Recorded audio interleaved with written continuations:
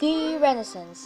This period saw progress in economy, science, critical thinking, and the arts, and this period almost changed the whole world. But why Italy? Why not France, which is the origin of the word Renaissance, Germany, which is a powerhouse by that time, and Greece, the cradle of Hellenic civilization? To fully understand this, let us first consider Italy's geography. Italy is bounded by four seas, namely the Adriatic, the Tyrrhenian, the Ligurian, and the Ionian seas, all of which form part of the Mediterranean Sea. So basically, Italy is considered as the trading capital of Europe, considering that most of the trade routes are over water and not over land. And with those trade routes came the influx of ideas which came from the East.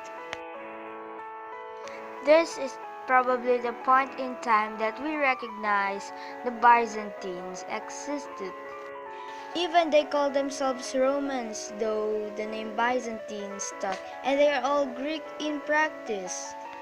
They kept every single bit of ancient Greek culture, from records to artwork, until the time came the Ottomans invaded. And when Constantinople fell to the Turks, the scholars fled west, bringing with them the ancient Greek scrolls and started the Renaissance.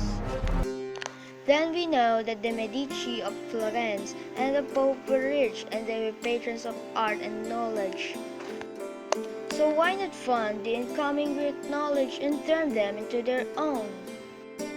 And as they say, the rest is history. Did you like my video?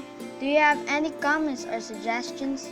Then you can like my page at facebook.com/junkyourjournals to see exclusive content, or become a patron at patreon.com/junkyourjournals, where you can donate $1 a month to keep this channel running, and subscribe to this channel, Junkyard Journals, for more weekly videos.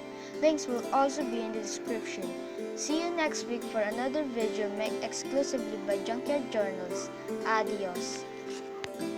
The viewer question of the week: what topic should I focus next? Leave your answers down the comment section below.